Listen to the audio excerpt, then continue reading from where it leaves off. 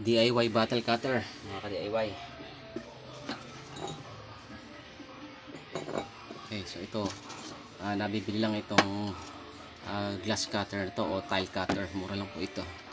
So, nilagyan ko lang siya ng bolt and nut tsaka PVC, tapos adjustable.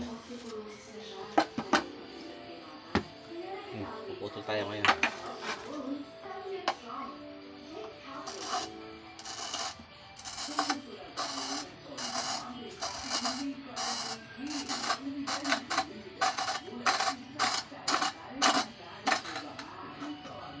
Yun. So may marking na siya. And lalagyan natin yan ng hot water.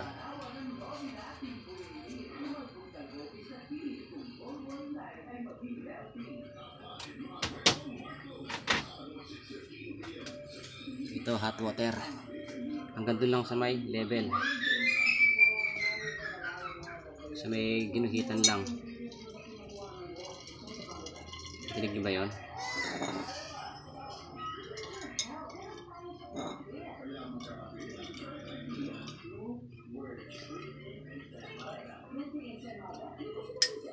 Ito na.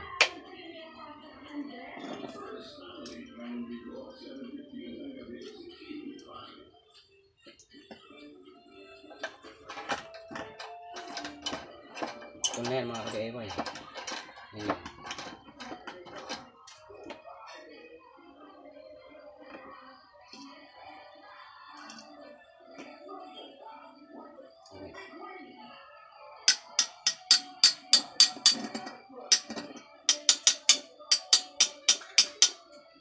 Inuin na natin.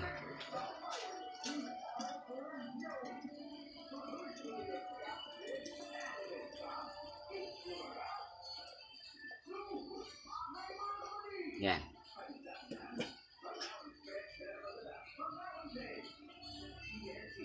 Oh, tingnan. Aw. Ayan, clean cut yan. So, lilihain na lang yan. Okay. Lilihain na lang ito ng magaspang tsaka pino. So, pabalik ko yung tubig kasi mag-iinit ulit ako. Kaya sinasahod ko.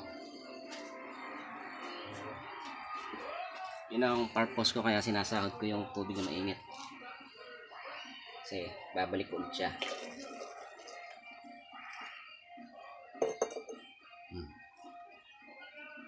So lilihain na lang yan, ikakaskas sa liha.